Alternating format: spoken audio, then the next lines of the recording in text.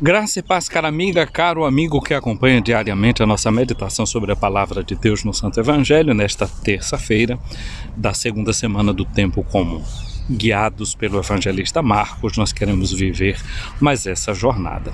Você se recorda que 8 dias no domingo passado, nós celebrávamos a festa do batismo de Jesus.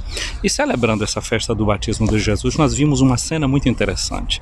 Jesus que desceu as águas, e quando ele sai das águas do batismo, o céu se abriu, o céu se rasgou, e se ouviu a voz do Pai e o Espírito que apareceu em forma de pomba. E a voz do Pai dizia: "Este é o meu Filho amado, no qual eu encontro o meu agrado." Com o batismo de Jesus, o que acontece é justamente isso.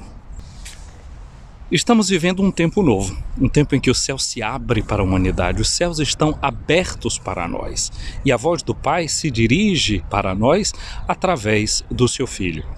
Tempos novos supõem relações novas, leis novas, compreensões novas. Por isso Marcos chama esse livro que ele escreve para falar de Jesus de Boa Notícia, Boa Nova. Tem novidade no ar e a gente precisa entender a novidade. A novidade de Jesus é tão forte que ontem nós vimos que tem até chamado fogo amigo. Discípulos de João Batista. João Batista, que havia preparado os caminhos do Senhor, que tinha indicado para os seus discípulos que Jesus era o Cordeiro de Deus, eles não compreendem o modo de agir dos discípulos de Jesus e criticam ou se interrogam diante desta prática dos discípulos de Jesus, e Jesus explicou para eles qual era o sentido novo que o jejum passava a adquirir. Hoje nós encontramos de novo os discípulos de Jesus sendo criticados. Desta feita não serão mais os discípulos de João Batista, serão os fariseus, serão esses que são doutores da lei, são aqueles que têm o controle das sinagogas, e tendo o controle das sinagogas significa dizer, são aqueles que têm as chaves para interpretar as Sagradas Escrituras. Eram eles que liam a Sagrada Escritura com as pessoas e interpretavam, diziam o que é que significavam os textos sagrados. Agora eles veem que Jesus e os seus discípulos, em um dia de sábado, caminhando por um campo, os discípulos de Jesus recolhem trigo. Havia uma lei no Antigo Testamento que dizia que quando alguém fazia a colheita, aquilo que sobrava, os restolhos, devia deixar para que os pobres, os desempregados, para que os estrangeiros que viviam ali na terra pudessem ir e recolher os restos que sobravam. Aliás, uma antepassada de Jesus, está na genealogia dele, Ruth, justamente vai para os campos de Boaz pegar esse resto de trigo que tinha sobrado, e por conta disso se cumpre a lei do levirato. Quem sabe esses discípulos de Jesus, na medida que estão passando, estão recolhendo desse tipo de restolho de trigo que estava por ali. Seja como for, a prática dos discípulos de Jesus não foi bem acolhida pelos fariseus, e eles dizem para Jesus: olha só o que é que os teus discípulos estão fazendo, fazem o que é proibido em dia de sábado. Jesus imediatamente pega na palavra deles e interroga sobre a forma como eles estão lendo as Sagradas Escrituras. Como é que vocês entendem o que está escrito nas Escrituras? E repete o que tinha acontecido com o rei Davi, que não podia comer dos pães que estavam reservados para os sacerdotes lá no templo. Ele comeu dos pães e deu ainda para os seus discípulos. Nós sabemos que Jesus é apresentado como o novo Davi e, portanto, a vida de Davi é lida por nós cristãos em chave cristológica. Nós lemos aplicando a Jesus.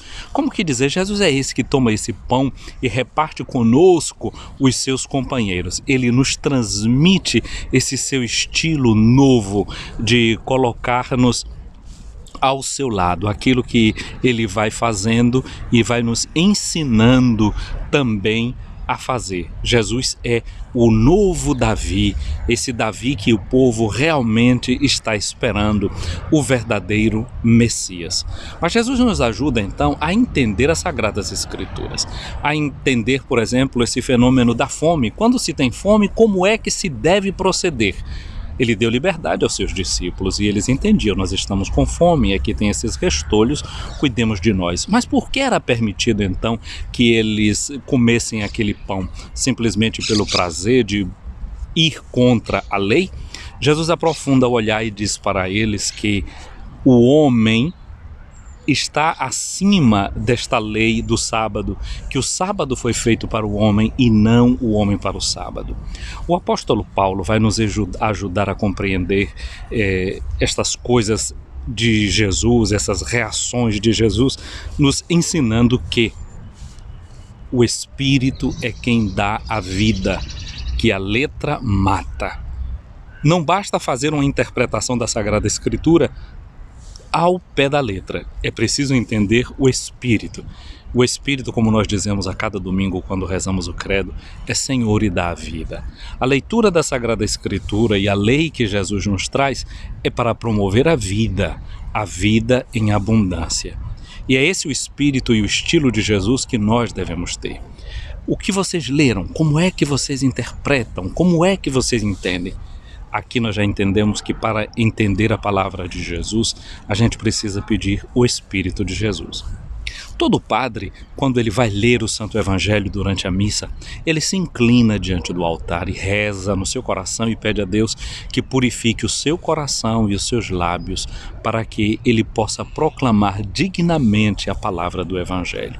Penso que a gente deveria fazer também a mesma coisa, uma oração, como aquilo que diz o São Paulo na sua carta aos Efésios. Ele diz assim, que o Pai do céu ilumine os olhos de vossos corações para que vocês possam entender, compreender a esperança para a qual vocês foram chamados. Nós precisamos realmente entender qual é a dignidade humana, qual é o grande valor da nossa vocação. O Concílio Vaticano II, na Gaudium et Spes, número 22, vai dizer justamente isso, que Jesus é aquele que vem revelar para o homem a sua altíssima vocação, a sua altíssima esperança. A nossa esperança é que cada uma e cada um de nós possa compreender esse modo de ser e de agir de Jesus, que nos faz entender que o homem não foi feito para o sábado, mas o sábado sim foi feito para o homem. E possamos entender sobretudo o que Jesus nos diz no Evangelho de hoje.